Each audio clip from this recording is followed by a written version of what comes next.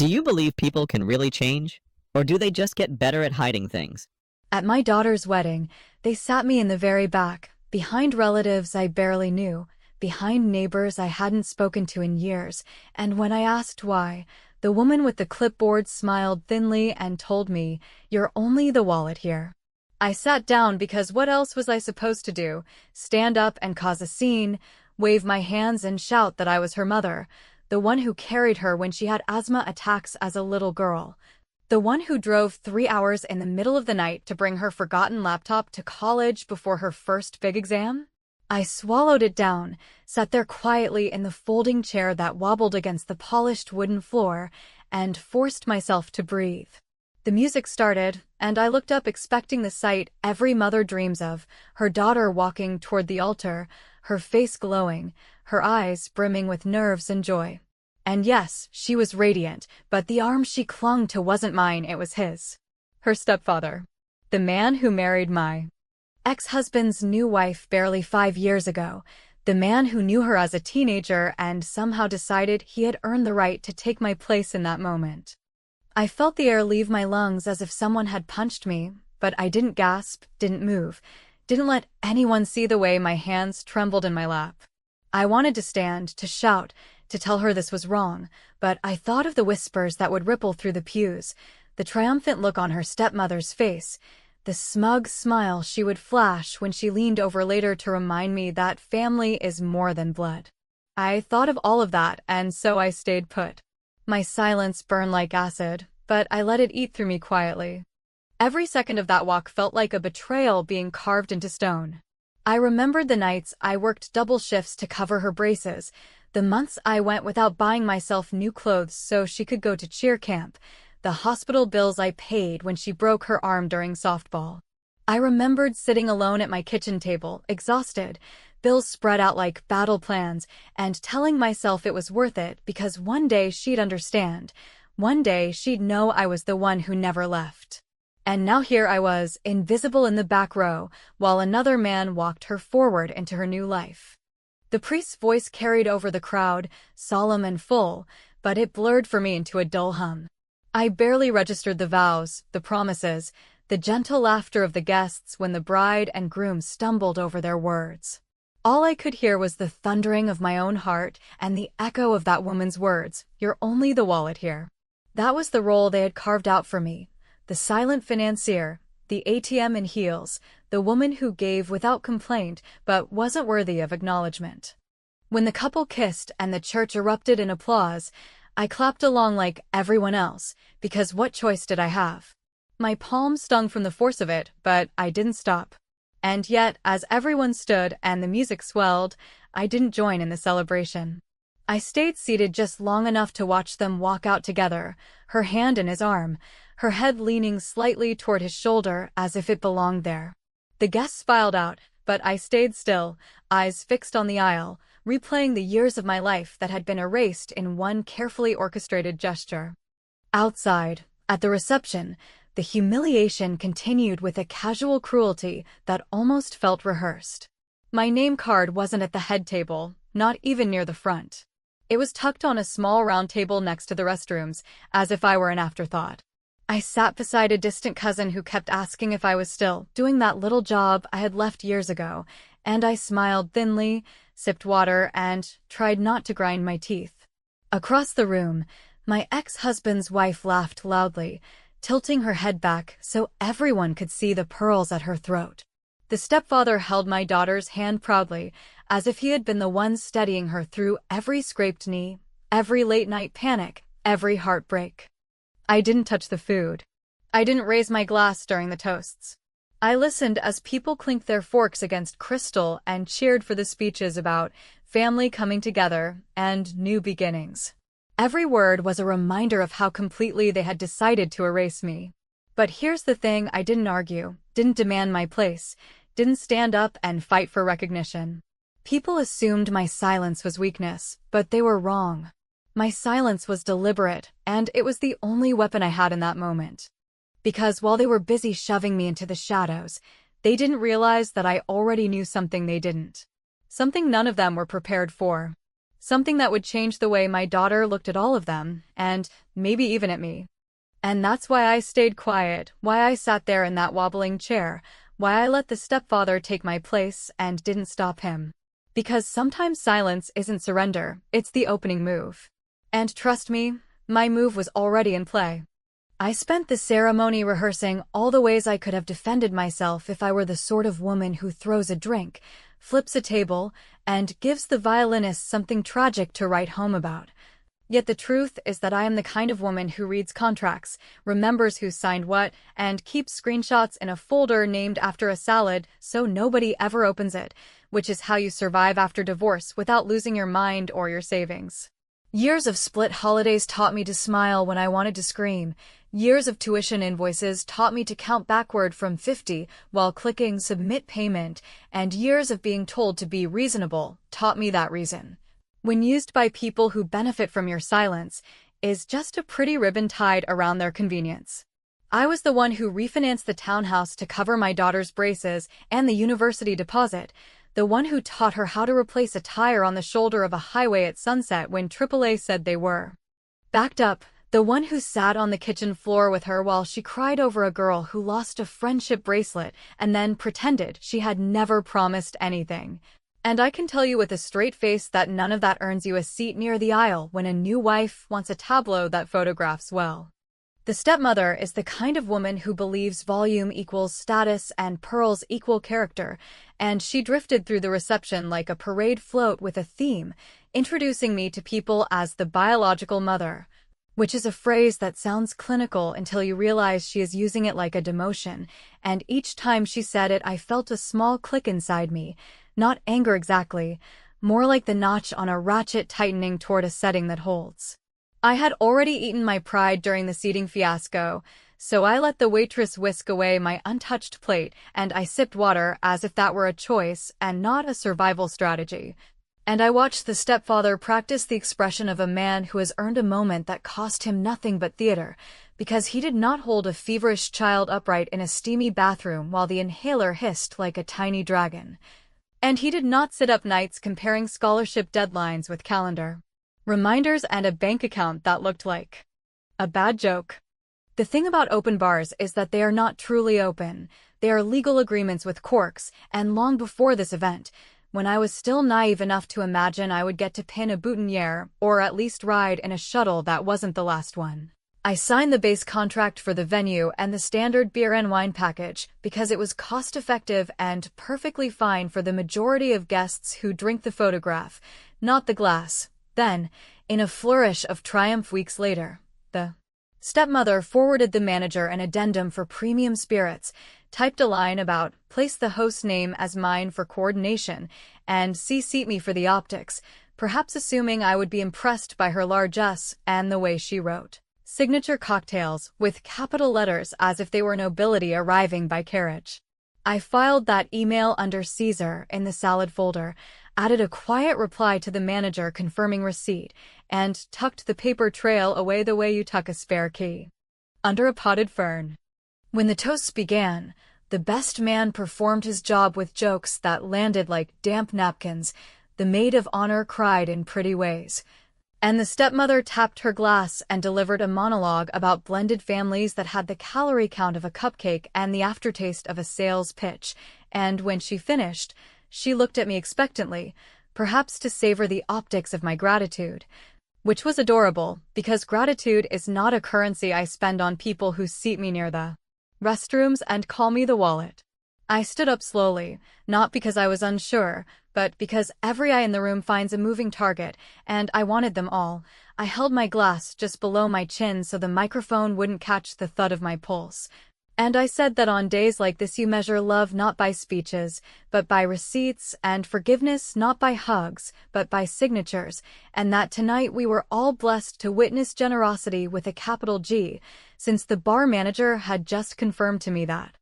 the premium package and all overages were being hosted by the woman who insisted on carrying that honor in her name. I did not raise my voice. I let the words stroll through the room in heels, and I watched them perch on shoulders and whisper in ears, and then I added that since she had requested the bundle herself and had signed the addendum, Any questions about the handcrafted bourbon and the extra cases of champagne should go directly to her, because the venue loves clarity almost as much as they love card readers that do not blink.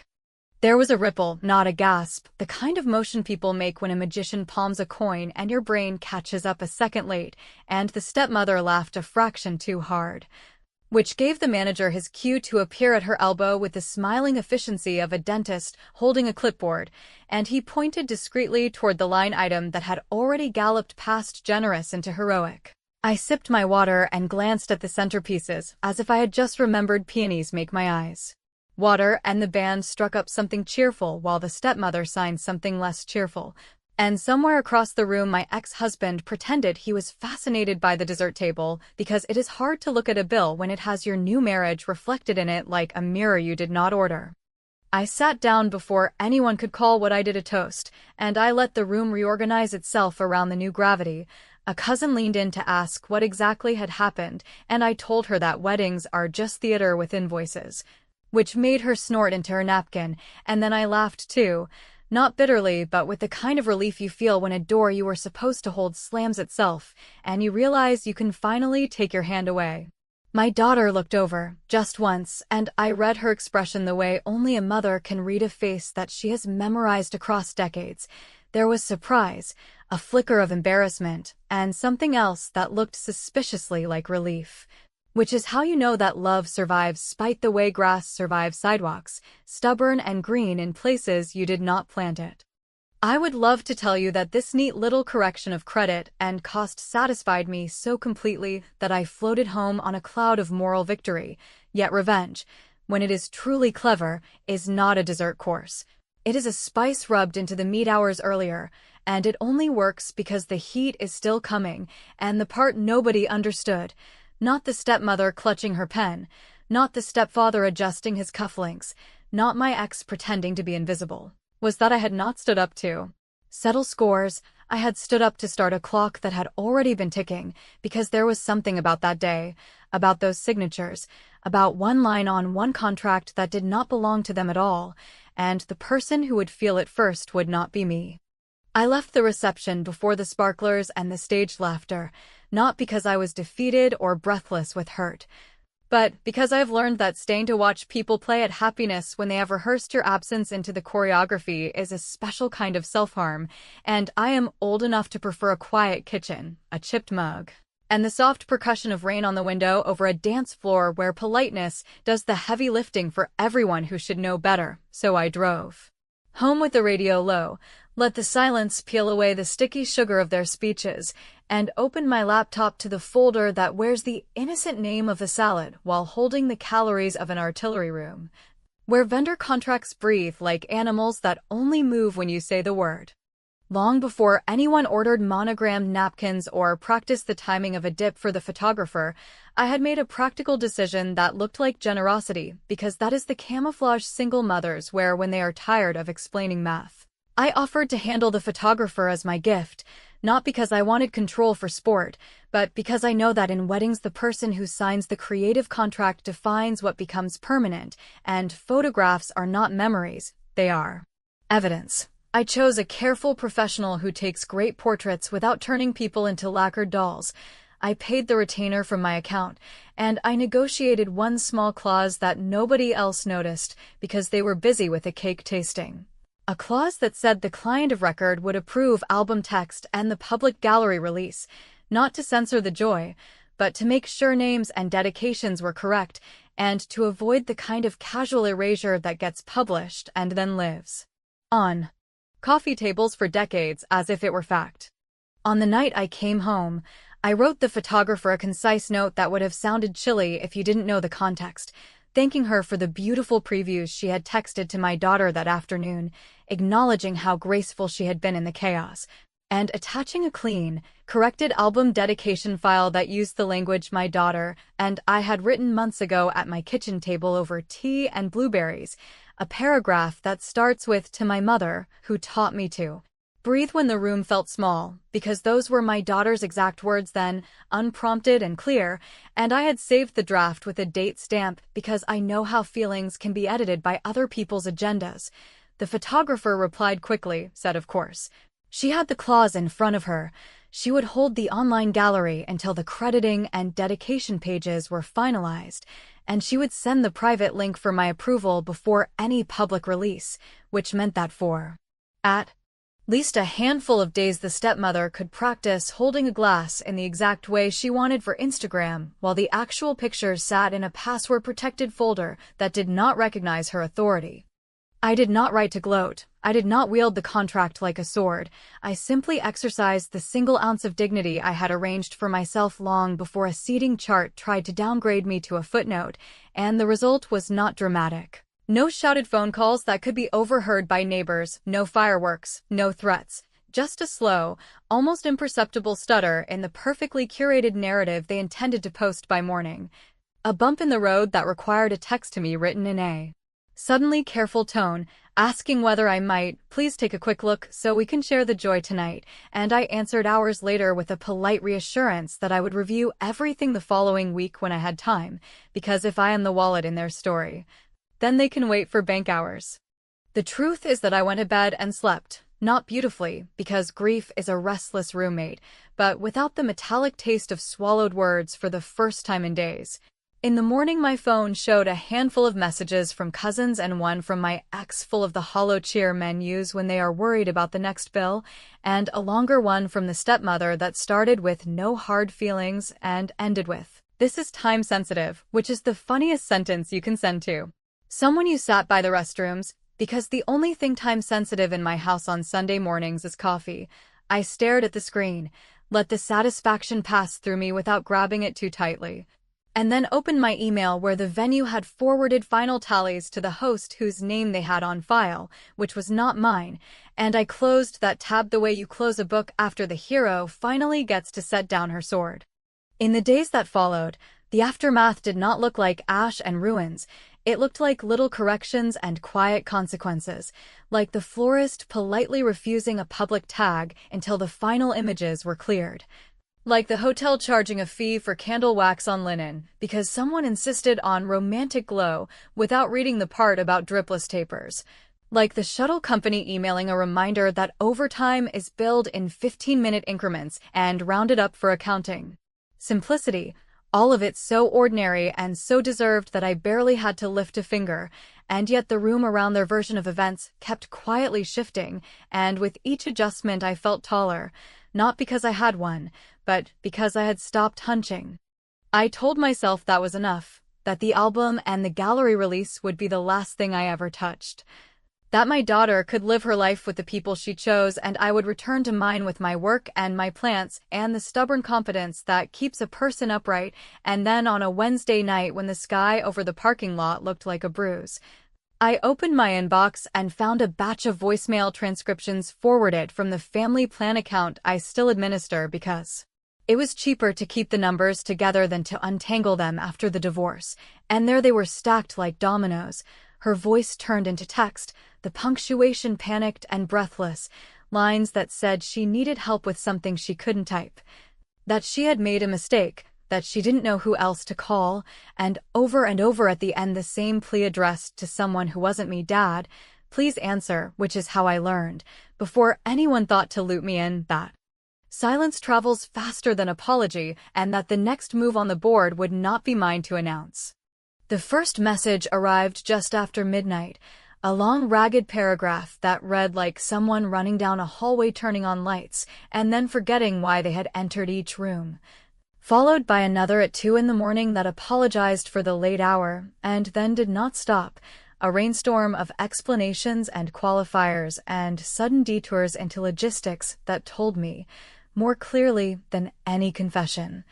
that the version of the wedding I had witnessed from the back row was already unraveling. In the quiet where the dresses hang and the makeup wipes pile up, and while part of me wanted to answer immediately, to break the seal and pour in a mother's voice that says it will be all right even when you have no idea how to make it so, another part of me, the part that paid the bills, read the fine print, and learned the hard way that rushing to fix everything is how you end up cast as the unpaid intern in your own life, put the phone face down on the table and boiled water for tea as if the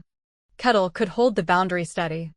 By noon the next day, the messages had shifted from apology to logistics with an undertow of panic. Small details about a misplaced garment bag that turned into a missing garment, a mention of a passport that had been safeguarded by the stepmother for convenience and now could not be located in the house where convenience lived. A note that the hotel had accidentally charged the room deposit to the wrong card and would need authorization from the person listed as host on the contract, which was not my daughter and definitely not me, and tucked between those items like a needle in a sweater was a line that made me sit down. The flights for the honeymoon, which had been handled weeks ago by the stepmother's travel friend, were apparently complicated because the names on the reservations had been entered with a middle initial that didn't match the passport, and the airline was refusing to release boarding passes to anyone who could not answer security questions that a stepmother who knew favorite colors and shoe sizes could guess. But who did not know the name of the stuffed rabbit that sat on my daughter's pillow for a decade, or the exact lunch I packed on the first day of middle school, because those are not details you hear when you are auditioning for the role of mother. Those are details you earn by showing up. I laughed, not because any of it was funny, but because stress turns absurdity into theater, and in that moment I saw it clearly. The knot of small, controlling hands that had felt so tight around me yesterday loosening around my daughter today.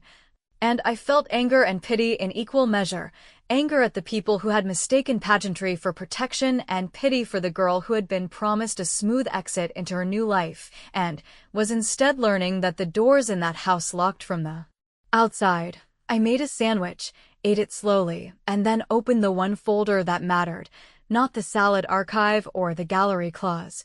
but the email thread from months earlier when my daughter had sent me a link to one of those cash registries that turn love into gift cards and asked, in a careful tone a grown child uses when she is not sure how much she is allowed to ask, whether I might help with flights if it wasn't too much, and I had answered yes without hesitation because miles are the one indulgence a woman can hoard without apology, and I had booked the itinerary myself through my account as a surprise, paying the taxes and insurance up front and adding her as the traveler of record while keeping myself as the only administrative contact.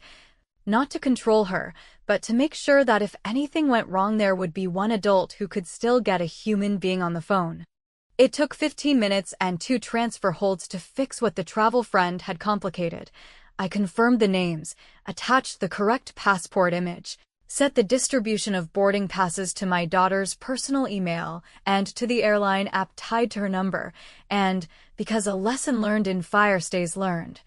I added a note to the file instructing the airline that no third party was authorized to receive updates or make changes without the traveler's explicit consent, a sentence that is boring in print and explosive in practice, especially when someone in your orbit enjoys rearranging other people's plans as a hobby. Then I called the hotel, identified myself as the account holder for the reservation because the room had been prepaid with the travel package I had purchased, and directed them to remove the host card that had been added at check-in and to place incidental holds only on the bride's card with a limit that would not trigger anyone's heroics, which left the couple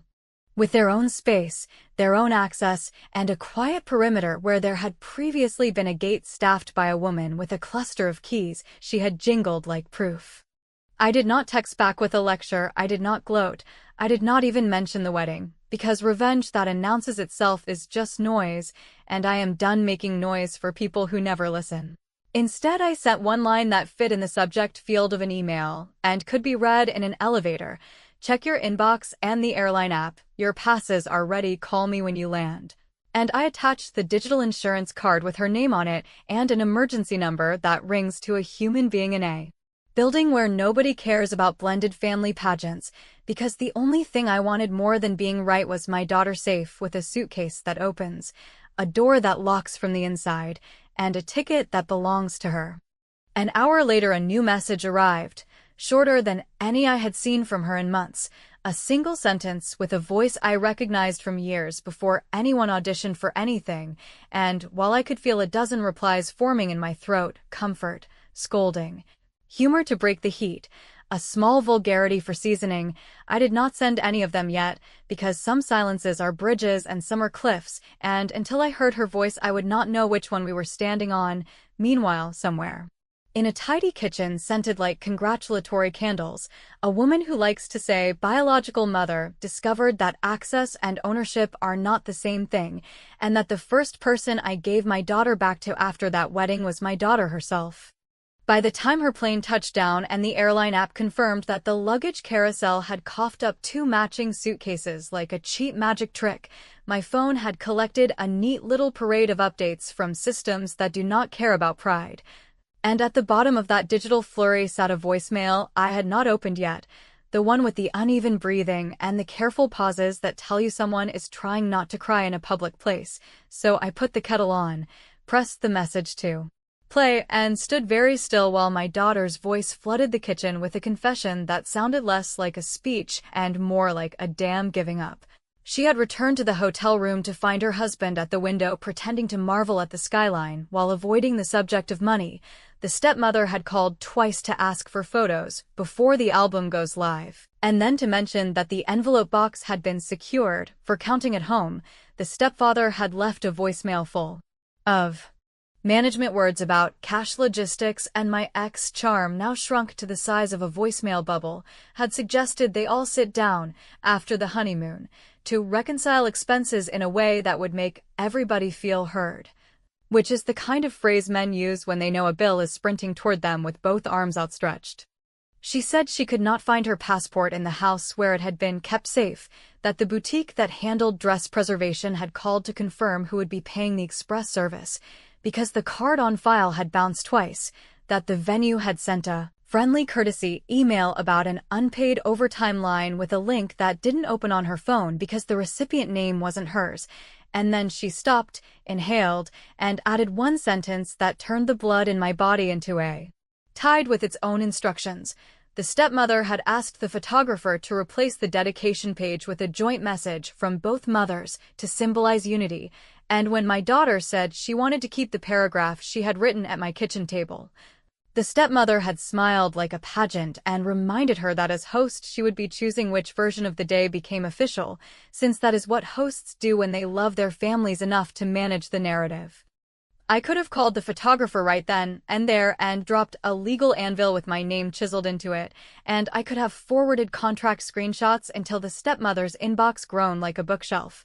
Yet power is useful only when it returns something to the person you love, so I wrote to my daughter instead and attached the gallery link with its private code, along with a 4-line note that said the client of record approves releases,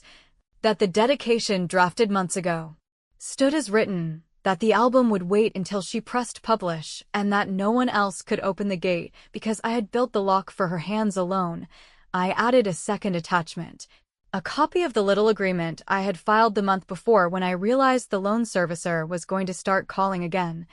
A tidy document instructing my bank to absorb the remaining chunk of her undergraduate debt into my consolidation plan if she signed and returned the page, not because I wanted to buy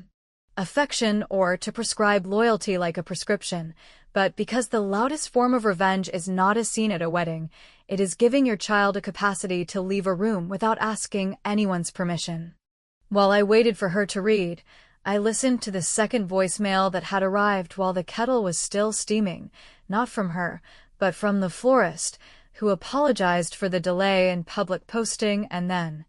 in a tone that carried equal parts glee and diplomacy, thanked me for the clarification and offered a private note. The stepmother had attempted to approve a caption crediting herself for design choices she did not pay for and implying a family unity that smelled suspiciously like potpourri, but policies are policies, and the gallery would remain private until the client hit the button, which is to say that the parade could not start without the drum I had placed in my daughter's hands. My ex called, which I let ring out, not because I enjoy theatrical silences, but because men who spread responsibility like confetti are allergic to commitments they cannot edit, and I needed clean air for what came next. When the phone finally lit with my daughter's name, I answered on the first ring, heard relief fall out of her like somebody setting down a grocery bag they have carried too far, and we spoke in those layered sentences mothers and daughters use when they are building a bridge. while walking across it, her voice swinging between shame for the way the day had been staged and a stubborn insistence that none of this was my job to fix, and mine balancing empathy with a very quiet kind of anger that refuses to turn into a fireworks show because it is saving its powder for something useful. She asked a question she has not asked me since she left for college, a small simple request that feels like a key changing hands. Would I meet her? No stepmother, no stepfather, no explanations. Just her with a suitcase and a printout from the hotel desk because the app logged her out, and I said yes without any heroic flourish, then texted an address that has protected me in lean times, a lawyer whose office smells like paper and kindness, along with a photo of a safe deposit box key that lives in my sock drawer and a line that read, "If you want it, it is yours. If you don't, I will lock it again," because revenge that forces someone into your arms is just another form of control. And I have lost my appetite for games that feel like love but taste like rules. We did not meet that night. I sat across the street on a bench beneath a tired tree, watching her step out of a rideshare with the kind of caution you learn when you realize you have been living inside someone else's story. And I could have crossed and gathered her up and taken her home and started cooking something that fills the air with forgiveness, yet I stayed where I was and sent a single text. The code is the year you learn to breathe in a paper bag. You will remember it when you need it, and watched her look down at the screen, turn toward the building, and square her shoulders with emotion I recognized from 1,000 mornings at my kitchen table, because the point was never to reclaim an aisle or to win a seating chart. The point was to make sure she could decide who walks beside her when the next door opens. By breakfast, the album would show a dedication that belonged to the person who wrote it. The honeymoon room would be registered in the name of the woman sleeping in it. The envelope box would be a question for men who love reconciling after. And the gallery button would be waiting for the only hands that matter. As the streetlights blinked and the tree dropped one leaf onto my lap like a nudge, my phone lit again with another message I did not open, a square of text from my daughter stamped with urgency and a little fear, and somewhere 3 houses over a voice I used to know muttered about fairness into the teeth of a bill he could not charm, and I thought about the aisle, the chair by the restrooms, the bar tab that smiled like a mirror, and the silence I had carried like a package across a crowded room. Then I stood, put the leaf in my pocket for no good reason except that it felt like proof, and walked away without deciding yet whether I would answer her next call, because standing at the threshold of your own door is the sweetest kind of revenge, and the hardest choice you will make is whether to hold it open or let it close gently, which is to say that even now the question remains, and maybe that is the only honest ending we get.